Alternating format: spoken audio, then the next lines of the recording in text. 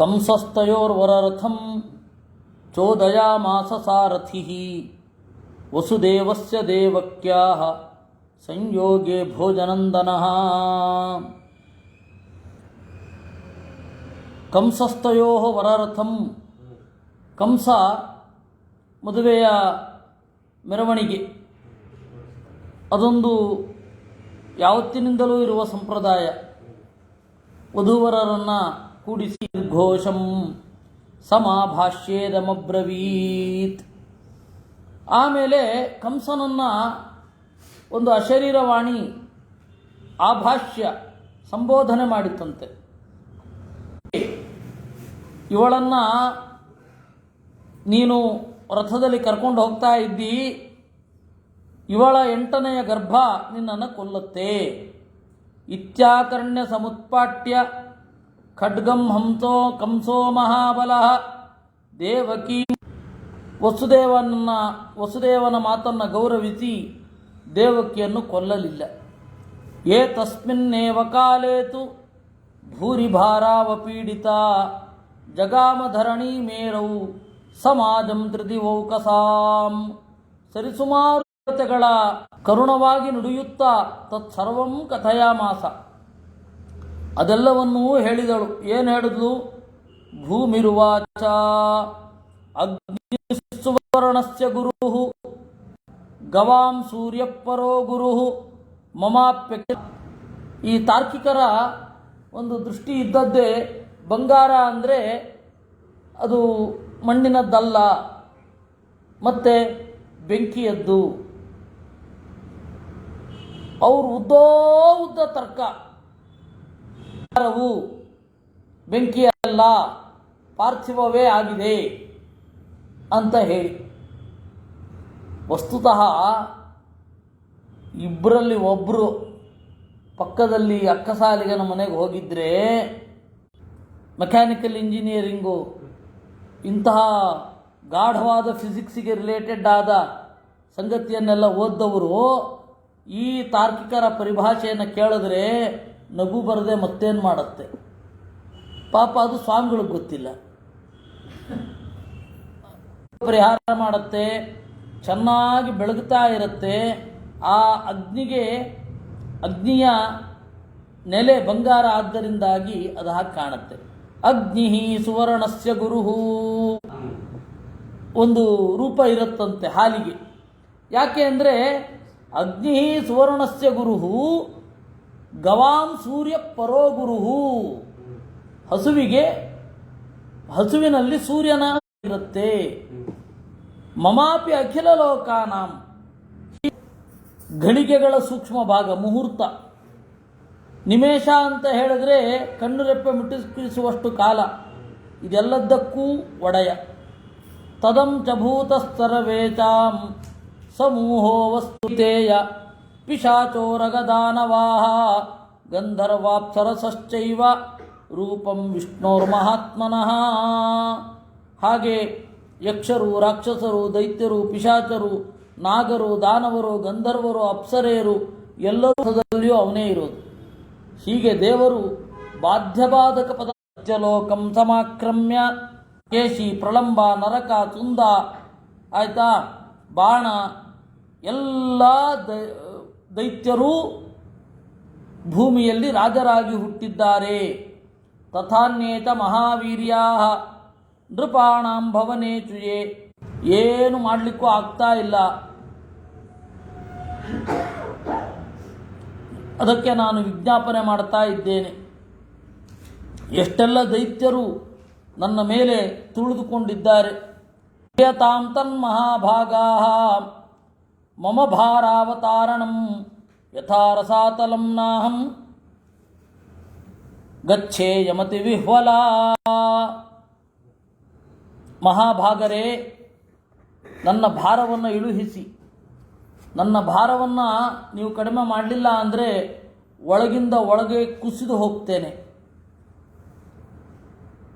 ಅಂತ ಹೇಳಿದಾಗ ಎಲ್ಲರೂ ಬ್ರಹ್ಮನ ಮುಖ ನೋಡಿದ್ರು. ಬ್ರಹ್ಮದೇವರು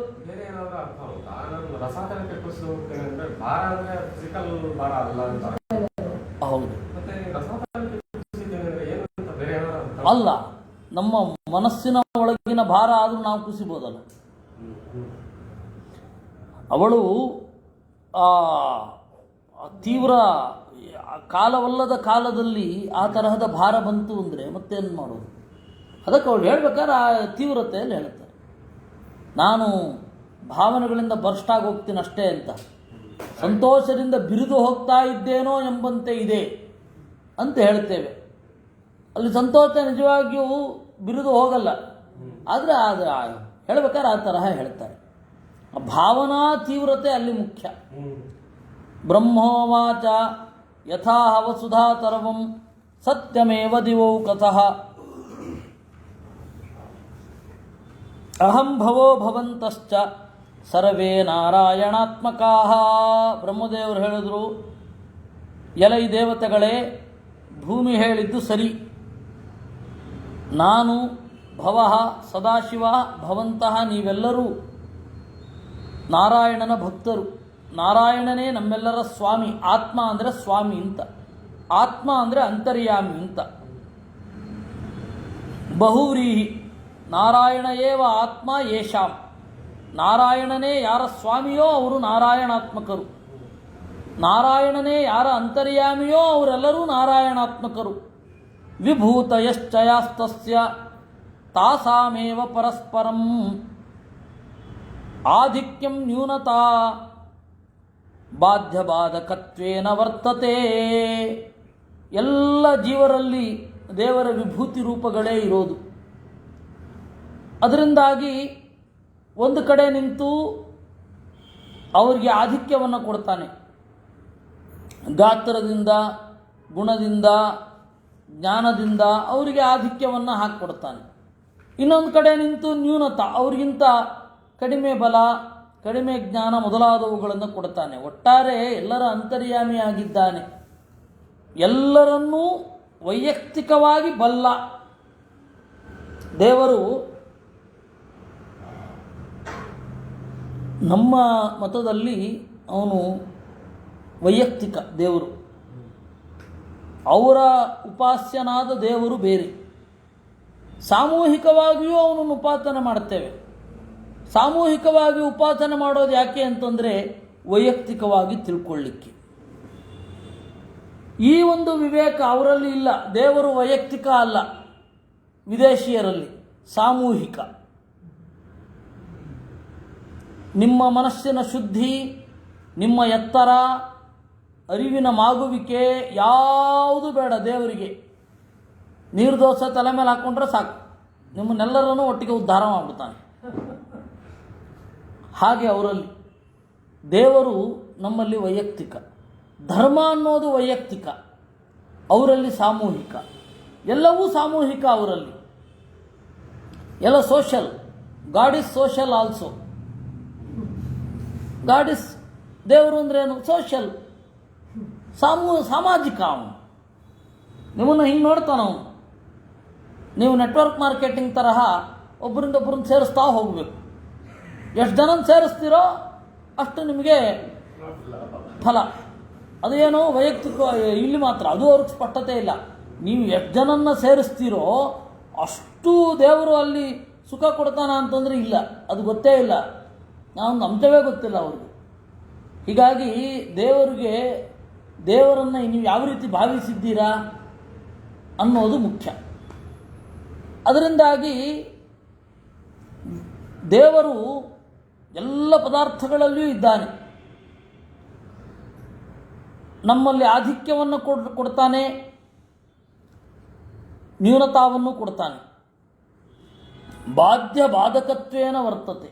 ಅವನೇ ಬಾಧ್ಯ, ಅವನೇ ಬಾಧಕ ಅಂತ ಸರ್ವಾಂತರ್ಯಾಮಿ ಅಂತ ಅರ್ಥ. ಹೀಗಾಗಿ ಸರ್ವಾಂತರ್ಯಾಮಿ ಆಗಿರೋದ್ರಿಂದಾಗಿ ಪರ್ಸನಲಿ ಹಿ ನೋಸ್ ಅಸ್.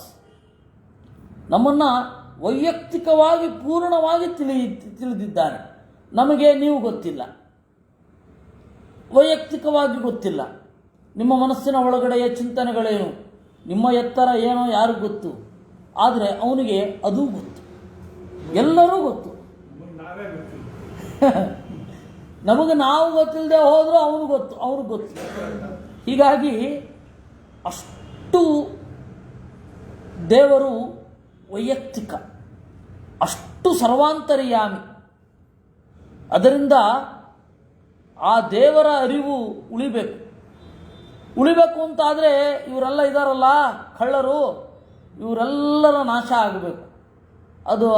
ಅದನ್ನೇ ಭೂಮಿಯ ಭಾರವನ್ನು ಇಳುಹುವುದು ಅಂತ. ಹಾಗೆ ಇಳುಹಬೇಕಾದ್ರೆ ನಮ್ಮ ಕೈಲಾಗತ್ತಾ? ಅವನನ್ನು ಕೇಳಬೇಕು. ತದಾ ಗಚ್ಚತ ಗಚ್ಛಾಮ ಕ್ಷೀರಾಬ್ಧೇಸ್ತಟಮುತ್ತಮಂ ತತ್ರ ಆರಾಧ್ಯ ಹರಿಂ ತಸ್ಮೈ ಸರ್ವಂ ವಿಜ್ಞಾಪಯಾಮ ವೈ. ಬನ್ನಿ, ಎಲ್ಲರೂ ಕೂಡ ಹಾಲ್ಗಡಲಿನ ದಡಕ್ಕೆ ಹೋಗಿ ಅಲ್ಲಿ ದೇವರನ್ನು ಆರಾಧನೆ ಮಾಡಿ ಎಲ್ಲವನ್ನು ಭಿನ್ನವಿಸಿಕೊಳ್ಳೋಣ. ಸರ್ವಥೈವ ಜಗತ್ಯರ್ಥೇ ಸ ಸರ್ವಾತ್ಮ ಜಗನ್ಮಯ ಸತ್ವಾಂಶೇನಾವತೀರ್ಯೋರ್ವ್ಯಾಂ ಧರ್ಮಸ್ಯ ಕುರುತೆ ಸ್ಥಿತಿಂ. ದೇವರು ಜಗತ್ತಿಗಾಗಿಯೇ ಅವತಾರವನ್ನು ತಾಳೋದು. ದೇವರಿಗೆ ಅವತಾರ ತಾಳಬೇಕು ಅಂತ ಹೇಳಿ ಅವನಿಗೆ ಲಾಭ ಏನೂ ಇಲ್ಲ. ಬೇರೆ ಬೇರೆ ವೇಷ ಹಾಕ್ಕೊಳ್ಬೇಕು ಅಂತ ಅವತಾರ ತಾಳ್ತಾನೆಯೇ? ಇಲ್ಲ. ಅವನಿಗೆ ಫ್ಯಾನ್ಸಿ ಡ್ರೆಸ್ ಹಾಕ್ಕೋಬೇಕು ಅಂತ ವೇಷ ತಾಳೋ ಅಗತ್ಯ ಇಲ್ಲ ದೇವರಿಗೆ. ಅವನು ಸಾಯಿಸಬೇಕು ಅಂತಂದರೆ ಇಳಿದು ಬರಲೇಬೇಕಿಲ್ಲ. ರಾವಣನಿಗೆ ಹಾರ್ಟ್ ಅರೆಸ್ಟ್ ಆಗೋದ್ರೆ ಮುಗೀತು, ಯಾರಿಗೂ ಗೊತ್ತಿಲ್ಲ. ಆದರೆ ಜಗತ್ತಿಗಾಗಿ ಅವತರಿಸ್ಬೇಕು ಅವನು. ಸತ್ವಾಂಶೇನಾವತೀರ್ಯೋರ್ವ್ಯಾಂ ಧರ್ಮಸ್ಯ ಕುರುತೆ ಸ್ಥಿತಿಂ ಇತ್ಯುಕ್ತ್ವಾ ಪ್ರಯಯೌ ತತ್ರ ಸಹದೇವೈ ಪಿತಾಮಹಃ ಸಮಾಹಿತಮನಾಶ್ಚೈವಂ ತುಷ್ಟಾವ ಗರುಡಧ್ವಜಂ. ಈ ರೀತಿಯಾಗಿ ನುಡಿದು ಎಲ್ಲರ ಜೊತೆಗೂಡಿ ಬ್ರಹ್ಮದೇವರು ಆ ಹಾಲ್ಗಡಲ ದಡಕ್ಕೆ ಹೋದರು. ದೇವರನ್ನು ಸ್ತೋತ್ರ ಮಾಡಿದರು. ಆ ಸ್ತೋತ್ರ ನೋಡಿ ಎಷ್ಟು ಸೊಗಸು. ದ್ವೇ ವಿದ್ಯೆ ತ್ವಮನಾಮ್ನಾಯ ಪರಾ ಚೈವ ಪರಾ ತಥಾ ತಯೇವ ಭವತೋ ರೂಪೇ ಮೂರ್ತಾತ್ಮಿಕೆ ಪ್ರಭೋ. ದ್ವೇ ವಿದ್ಯೆ ತ್ವಂ, ನೀನೇ ಎರಡು ವಿದ್ಯೆ, ಅಂದರೆ ಎರಡು ವಿದ್ಯೆಯಿಂದ ಗಮ್ಯ. ಯಾವ ಎರಡು ವಿದ್ಯೆ? ಪರವಿದ್ಯೆ, ಅಪರವಿದ್ಯೆ. ಪರವಿದ್ಯೆಯಿಂದಲೂ ಗಮ್ಯ, ಅಪರವಿದ್ಯೆಯಿಂದಲೂ ಗಮ್ಯ. ಯಾಕೆ ಹೀಗೆ ಅರ್ಥ ಮಾಡಬೇಕು? ಅಲ್ಲೇ ಉಂಟು ಅನಾಮ್ನಾಯ ಅಂತ. ವೇದವಿಲ್ಲದವ. ದೇವರಿಗೆ ವೇದ ಬೇಡ. ದೇವರ ಹತ್ತಿರ ಇರುವ ವೇದ ಸಂಪ್ರದಾಯದಿಂದ ಬಂದದ್ದಲ್ಲ. ಯಾಕೆಂದರೆ ಸಂಪ್ರದಾಯ ಪ್ರವರ್ತಕನೇ ಅವನು. ಅದರಿಂದಾಗಿ ಅನಾಮ್ನಾಯ ಅಂತ ದೇವರ ಹೆಸರು. ಅನಾಮ್ನಾಯ ಅನ್ನೋದಕ್ಕೆ 2-3 ಅರ್ಥ ಇದೆ. ಒಂದು ಆಮ್ನಾಯ ಅಂತಂದರೆ ವೇದ ದೇವರನ್ನು ಹೇಳುತ್ತೆ, ಅದರಿಂದಾಗಿ ದೇವರು ಆಮ್ನಾಯ. ದೇವರಿಲ್ಲ, ಹೀಗಾಗಿ ದೇವರು ಆಮ್ನಾಯ ಅಲ್ಲ, ಅನಾಮ್ನಾಯ. ಒಂದು. ಎರಡನೇದು ಮನಾ ಅಭ್ಯಾಸ ಅಂತ ಧಾತು. ಸಂಪ್ರದಾಯ. ಆಮ್ನಾಯ ಅಂದ್ರೇನು? ಸಂಪ್ರದಾಯ. ಹಿರಿಯರಿಂದ ತಲೆತಲಾಂತರದಿಂದ ಬಂದದ್ದು ಏನಿದೆ ಅದನ್ನು ಆಮ್ನಾಯ ಅಂತ ಕರೆದರು. ದೇವರಿಗೆ ಇರುವ ವಿದ್ಯೆ, ದೇವರಿಗಿರುವ ಜ್ಞಾನ, ದೇವರಿಗಿರುವ ಬಲ, ದೇವರಿಗಿರುವ ಸಂಪತ್ತು ಯಾವುದೂ ಕೂಡ ಸಂಪ್ರದಾಯದಿಂದ ಬಂದದ್ದಲ್ಲ. ಅದರಿಂದಾಗಿ ದೇವರು ಅನಾಮ್ನಾಯ. ಹೀಗೆ 2-3 ಅರ್ಥದಲ್ಲಿ ಅನಾಮ್ನಾಯ ಅನ್ನುವ ಶಬ್ದ ತರ್ಕೊಳ್ಳುತ್ತೆ. ದೇವರಿಗೆ ತಿಳ್ಕೊಳ್ಬೇಕಾದ್ರೆ ಒಂದು ವೇದ ಬೇಡ. ಅದರಿಂದಾಗಿ ಅನಾಮ್ನಾಯ ತ್ವಂ ದ್ವೇ ವಿದ್ಯೆ. ವೇದವಿರದವನೇ, ವೇದವಲ್ಲದವನೇ, ಸಂಪ್ರದಾಯದಿಂದ ಆಚೆ ಇರುವವನೇ ನೀನೇ ಎರಡೂ ವಿದ್ಯೆ ಕೂಡ. ಅಂದರೆ ವಿದ್ಯಾಗಮ್ಯ ಅಂತ. ಯಾವ ವಿದ್ಯೆ? ಪರವಿದ್ಯೆ, ಅಪರವಿದ್ಯೆ. ಪರವಿದ್ಯೆ ಯಾವುದು? ದೇವರನ್ನು ಹೇಳಿದ್ರೆ ಪರವಿದ್ಯೆ. ಅಪರವಿದ್ಯೆ ಯಾವುದು? ದೇವರನ್ನು ಹೇಳದ ವಿದ್ಯೆ ಅಷ್ಟೇ. ಅದೇ ಒಂದೇ ವಿದ್ಯೆಯೇ. ಅದೇ ವಿದ್ಯೆ ಪರ ಆಗತ್ತೆ, ಅದೇ ವಿದ್ಯೆ ಅಪರ ಆಗುತ್ತೆ. ನೀವು ಕೆಲವು ವರ್ಷಗಳ ಹಿಂದೆ ಎಲ್ಲ ಕಡೆ ಎಲ್ಲ ಮತದಲ್ಲಿಯೂ ಒಂದು ದೊಡ್ಡ ವಾಗ್ವಾದ ಅನ್ನೋದು ನಡೆದಿರುತ್ತೆ.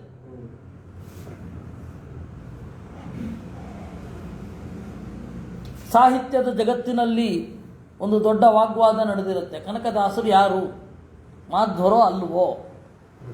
ಹಾಗೆ ಒಂದು ದೊಡ್ಡ ವಾದ ಇತ್ತೀಚೆಗೆ ಒಂದು 50 ವರ್ಷಗಳ ಹಿಂದೆ ಬಹಳ ಉಗ್ರವಾದ ವಾದ ಆಗಿ ಪಂಡಿತರು 2 ಭಾಗ ಆಗಿಬಿಟ್ಟಿದ್ರು.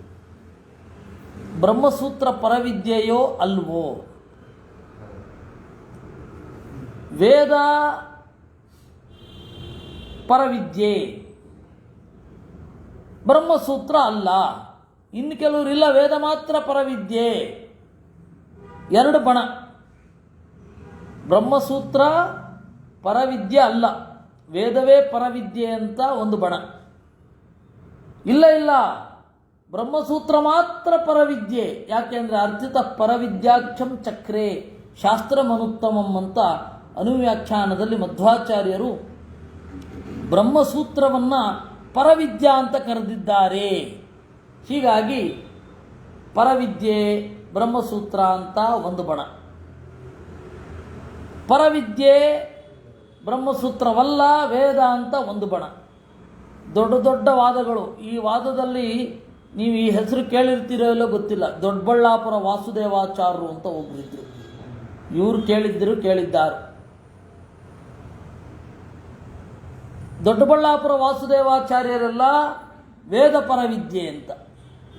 ಇನ್ನು ಕೆಲವರೆಲ್ಲ ಇಲ್ಲ ಇಲ್ಲ, ಬ್ರಹ್ಮಸೂತ್ರ ಮಾತ್ರ ಪರವಿದ್ಯೆ. ಅದಕ್ಕೆ ನಮ್ಮ ಸ್ವಾಮಿಗಳು, ಪೇಜಾವರ ಸ್ವಾಮಿಗಳು ನಟ್ಟ ನಡುವೆ ಇದ್ದರು.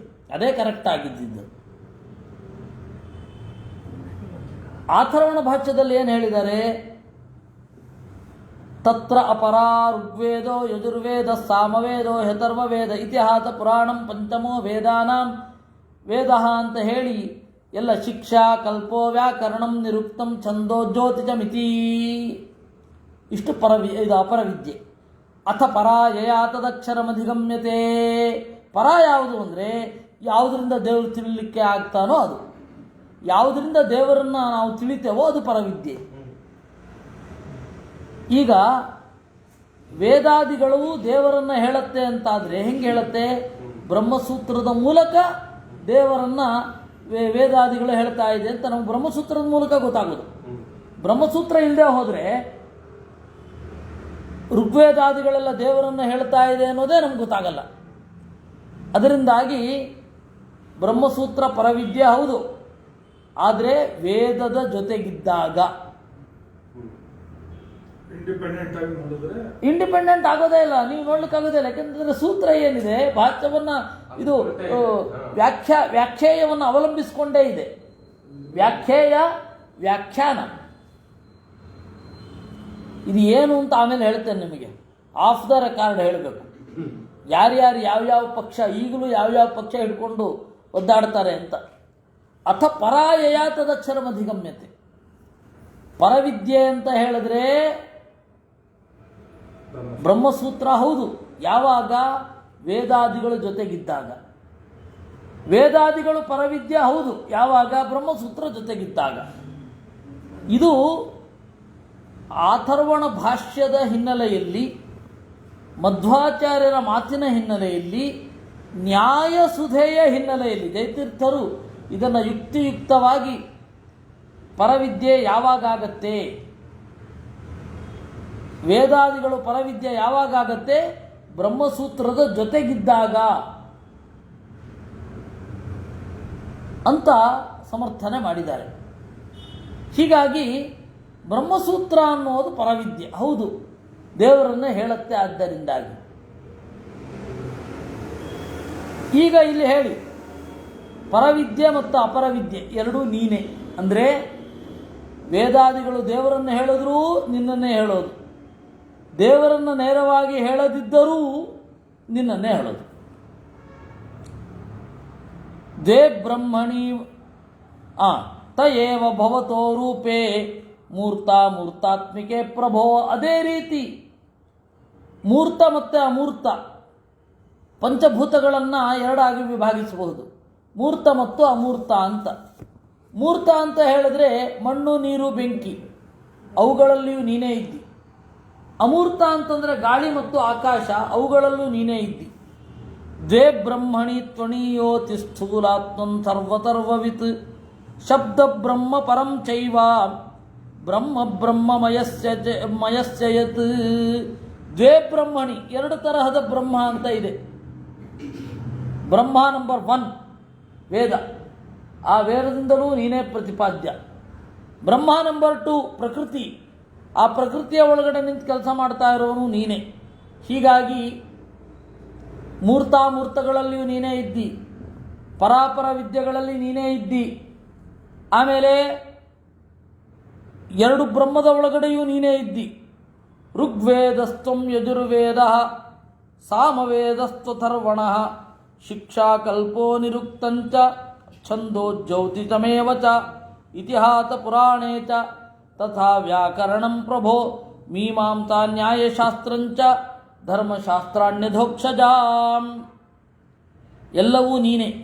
ನೀನೇ ಋಗ್ವೇದ, ನೀನೇ ಯಜುರ್ವೇದ, ನೀನೇ ಸಾಮವೇದ, ನೀನೇ ಅಥರ್ವವೇದ, ನೀನೇ ಶಿಕ್ಷಾ ಕಲ್ಪ ನಿರುಕ್ತ ಛಂದಸ್ಸು ಜ್ಯೋತಿಷ ಇತಿಹಾಸ ಪುರಾಣ ವ್ಯಾಕರಣ ಮೀಮಾಂಸಾ ನ್ಯಾಯಶಾಸ್ತ್ರ ಧರ್ಮಶಾಸ್ತ್ರ ಎಲ್ಲವೂ ನೀನೇ. ಅಂದ್ರೇನು? ನಿನ್ನನ್ನು ಹೇಳಲಿಕ್ಕೇನೆ ಹೊರಟಿರೋದು, ನಿನ್ನನ್ನು ಅರ್ಥ ಮಾಡಿಸ್ಲಿಕ್ಕೇನೆ ಇದೆಲ್ಲವೂ ಹೊರಟಿರೋದು. ಇತಿಹಾಸ ಪುರಾಣ ವ್ಯಾಕರಣ ಮೀಮಾಂಸಾ ನ್ಯಾಯಶಾಸ್ತ್ರ ಧರ್ಮಶಾಸ್ತ್ರ ಎಲ್ಲವೂ ನಿನ್ನನ್ನು ಅರ್ಥ ಮಾಡಿಸ್ಲಿಕ್ಕೆ ಹೊರಟಿರೋದು. ಆತ್ಮಾತ್ಮದೇಹ ಗುಣವತ್ ವಿಚಾರಾಚಾರ್ಯಧ್ವಚಃ ತದಪ್ಯಾದ್ಯಪತೆ ನಾನ್ಯತ್ ಅಧ್ಯಾತ್ಮಾತ್ಮಸ್ವರೂಪವತ್. ಜೀವಸ್ವರೂಪ, ಮನಸ್ಸು, ದೇಹ ಇವುಗಳನ್ನೆಲ್ಲ ಒಳಗೊಂಡ ಮಾತು, ತತ್ವಜ್ಞಾನದ ಮಾತು ಇದೆ. ಅದು ದೇಹ ಸ್ವರೂಪ ಹೇಳುತ್ತೆ, ಜೀವಸ್ವರೂಪವನ್ನು ಹೇಳುತ್ತೆ, ಮನಸ್ಸಿನ ಸ್ವರೂಪವನ್ನು ಹೇಳುತ್ತೆ, ಪ್ರಕೃತಿಯ ಮಿತಿಯನ್ನು ಹೇಳುತ್ತೆ. ಈ ತರಹದ ಎಲ್ಲ ಮಾತು ನೀನೇ. ಅಂದರೆ ನಿನ್ನ ಒಳಗೊಂಡಿದ್ರೆ ಆ ಮಾತು ಅದಕ್ಕೆ ಅರ್ಥ ಇರುತ್ತೆ, ಇಲ್ಲ ಅಂದರೆ ಅರ್ಥ ಇರಲ್ಲ. ತ್ವಮವ್ಯಕ್ತಮನಿರ್ದೇಶ್ಯಂ ಅಚಿಂತ್ಯಾನ ನಾಮವರ್ಣವತ್ ಅಪಾಣಿಪಾದರೂಪಂಚ ಶುದ್ಧಂ ನಿತ್ಯಂ ಪರಾತ್ಪರಂ. ನೀವು ಗೋರಖ್ಪುರದ ಇದು ಪುಸ್ತಕ, ಈ ಗೋರಖ್ಪುರದ ಪುಸ್ತಕವನ್ನು ನೋಡಿದರೆ ಇದಕ್ಕೆ ಬಹಳ ಎಕ್ಸೈಟೆಡ್ ಆಗಿ ಕೆಳಗಡೆ ಲೈನ್ಗಳನ್ನೆಲ್ಲ ಹೊಡೆದು ಬಿಟ್ಟಿದ್ದಾರೆ ಅವರು. ಎಕ್ಸೈಟ್ ಆಗಿ ನೋಡಿ, ನಾವು ಹೇಳ್ತಾ ಇದ್ವಲ್ಲ ಎಲ್ಲವೂ ಶೂನ್ಯ, ಎಲ್ಲವೂ ಮಿಥ್ಯಾ ಅಂತ ಹೇಳುವಲ್ಲಿ ಇದು ಎಷ್ಟು ಸಂಗತವಾಗಿದೆ ಅಂತ. ಹಾಗೇನಿಲ್ಲಪ್ಪ, ತಟಸ್ಥವಾಗಿ ನೋಡಿದ್ರೆ ಇದೆಲ್ಲ ಇದರಿಂದ ದೇವರು ಪ್ರತಿಪಾದ್ಯ ಅಂತ ಹೇಳ್ತಾ ಇದ್ದಾರೆ ವಿನಃ ನೀವೊಂದುಕೊಂಡ ಅರ್ಥದಲ್ಲಿ ಅಲ್ಲ. ಅದರಿಂದಾಗಿ ಎರಡು ಬ್ರಹ್ಮ ಅಂತ ಬರುತ್ತಲ್ಲ, ಅವ್ರಿಗೆ ಅದೇ ಅವರು ಹೇಗೆ ಬರೆದಿದ್ದಾರೆ ಅಂತ ಹೇಳಿದ್ರೆ,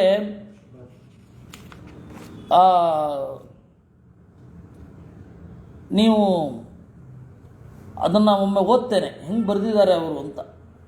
ಅವರ ಹಿಂದಿ ಅನುವಾದ ಹೇಗಿದೆ ಅಂತ. आप ही ऋग्वेद यजुर्वेद सामवेद और अथर्ववेद है तथा आप ही शिक्षा कल्प निरुक्त छंद और ज्योतिष शास्त्र है. हे प्रभो, हे अधोक्षजा, इतिहास पुराण व्याकरण मीमांसा न्याय और धर्मशास्त्र ये सभी भी आप ही है. हे आद्यपते, जीवात्मा परमात्मा स्थूल सूक्ष्म देह तथा उनका कारण अव्यक्त इन सबके विचारते युक्त जो अंतरात्मा और परमात्मा के स्वरूप का बोधक तत्वमसी वाक्य है वह भी आपसे भिन्न नहीं है. आप अव्यक्त अनिर्वाच्य अचिंत्य नामवर्ण से रहित हाथ पांव तथा रूप से हीन शुद्ध सनातन और पर से भी पर है. ಹೋಗ್ತಾ ಇರುತ್ತೆ ಹೀಗೆ. ಇದಕ್ಕೆ ಅವ್ರಿಗೆ ಬಹಳ ಖುಷಿಯಾಗಿ ಪ್ರಿಂಟಲ್ಲಿ ಲೈನ್ ಹೊಡೆದು ಬಿಟ್ಟಿದ್ದಾರೆ. ಅಷ್ಟು ಖುಷಿ ನನಗೆ. ನನಗೆ ಮೊದಲನೇ ಬಾರಿ ಇದನ್ನು ಓದಿ ನಾನು ಸುಮಾರು 20-25 ವರ್ಷದಿಂದ ಇದನ್ನು ನೋಡ್ತಾ ಇದ್ದೀನಿ ಅಂತ ಇಟ್ಕೊಳ್ಳಿ. ನೋಡಿ ನನಗೆ ನಗು ಅಂದರೆ ನಗು. ಮೊದಲು ನಗು ತಡಿಲಿಕ್ಕೆ ಆಗ್ತಾ ಇರಲಿಲ್ಲ, ಈಗ ಇಲ್ಲಿಗೆ ಬಂದು ನಿಂತಿದೆ.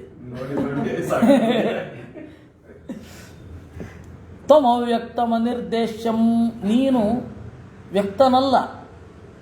ನಿನ್ನನ್ನು ಯಾರೂ ಕೂಡ ಡೈರೆಕ್ಟ್ ಮಾಡಲಿಕ್ಕಾಗೋಲ್ಲ, ಹೀಗೆ ಮಾಡು ಅಂತ. ನೀನು ಇಷ್ಟೇ ಅಂತ ಚಿಂತನೆ ಮಾಡಲಿಕ್ಕಾಗೋದಿಲ್ಲ. ನಿನಗೆ ಯಾರೂ ಹೆಸರು ಕೊಟ್ಟಿಲ್ಲ. ನಿನ್ನ ಬಣ್ಣ ಭೌತಿಕವಾದದ್ದಲ್ಲ. ಅಂದರೆ ತಂದೆ ತಾಯಿಗಳ ಬಣ್ಣ ಬರ್ತದೆ, ತಂದೆ ತಾಯಿಗಳಿಟ್ಟ ಹೆಸರು ಅವನಿಗೆ ಇಷ್ಟ ಇಲ್ಲದೆ ಹೋದರೂ ಇಷ್ಟ ಇದ್ದರೂ ಅದನ್ನೇ ಇಟ್ಕೊಂಡಿರ್ಬೇಕಾಗತ್ತೆ. ಏನೋ ಹೆಸರಿಟ್ಬಿಟ್ರೆ ಗತಿ ಏನು? ಕನಸಿಗೆ ಎಚ್ಚರ ಆಯ್ತಾ ಅಂತ ಕೇಳಬೇಕಾಗತ್ತೆ. ಕನಸು ಅಂತ ಹೆಸರಿಟ್ಟಿರ್ತಾರೆ ಮಗುವಿಗೆ, ಕನಸಿಗೆ ಎಚ್ಚರ ಆಯ್ತಾ ಅಂತ ಕೇಳಬೇಕಾಗತ್ತೆ. ಅದರಿಂದಾಗಿ ಆಮೇಲೆ ಅದಕ್ಕೆ ತೀರಾ ಕಷ್ಟ ಆಗತ್ತೆ ಆ ಹೆಸರು.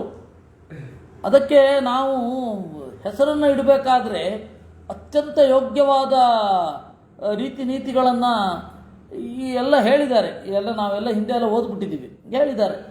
ಅದು ಮಾಡ್ಬೋದಿತ್ತು. ಹಿಂದೆ ಎಲ್ಲ ಜ್ಯೋತ್ಸನ ಅಂತೆಲ್ಲ ಹೆಸರಿಟ್ಕೋತಾ ಇರಲಿಲ್ಲ. ಜ್ಯೋತ್ಸನ ಎಲ್ಲಿದ್ದಾಳೆ? ಅಯ್ಯೋ ಕತ್ತಲಲ್ಲಿ ಸಿಕ್ಕಿದ್ದಾಳೆ, ಹೀಗಾಗಬೇಕಾಗತ್ತೆ. ಬೆಳ್ಳಗಿರುವ ಹುಡುಗಿಗೆ ಶ್ಯಾಮಲ ಅಂತ ಹೆಸರಿಟ್ಟಿದ್ದಾರೆ. ನಾನು ನೋಡಿದ ಹೆಚ್ಚು ಕಡಿಮೆ ಶ್ಯಾಮಲ ಅನ್ನುವ ಹೆಸರಿನ ಹುಡುಗಿಯರು ಬೆಳ್ಳಗೆ ಹೊಳಿತಾ ಇರ್ತಾರೆ. ರಜನಿ ಅಂತ. ಅದರಿಂದಾಗಿ ಈ ತರಹ ಎಲ್ಲ ಹೆಸರಿಡ್ತಾ ಇರಲಿಲ್ಲ ಆವಾಗ. ಅದರ ಅರ್ಥ ತಿಳ್ಕೊಂಡು ಯೋಗ್ಯವಾಗಿಡ್ತಾ ಇದ್ರು. ತೀರಾ ಕನ್ನಡಾಭಿಮಾನ ಅಂತ ಹೇಳಿ ಸಿಹಿ ಅಂತ ಹೇಳಿ ಹೆಸರಿಟ್ಬಿಡೋದು ಮಗುವಿಗೆ. ಸಿಹಿ ಅಂತ ಹೆಸರು. ಸಿಹಿಗೆ ಏನು ಇಷ್ಟ ಅಂತೆ? ಖಾರ ಇಷ್ಟ ಅಂತೆ ಅಂತ ಹೇಳಿ. ಅದು ಏನು ಗೊತ್ತಾಗಲ್ಲ. ಅದರಿಂದ ಅವಳು ಮುಂದೆ ಅಜ್ಜಿ ಆದರೆ ಹೌದು, ಇನ್ನೂ ಆ ಪರಿಸ್ಥಿತಿ ಬಂದಿಲ್ಲ, ಇನ್ನು ಚಿಕ್ಕ ಹುಡುಗಿ ಅವಳು. ಅದರಿಂದಾಗಿ ಅಚಿಂತ್ಯ. ನಾಮ ಅಂತ ಅನಾಮ ಅಂತ ಹೇಳಿದ್ರೆ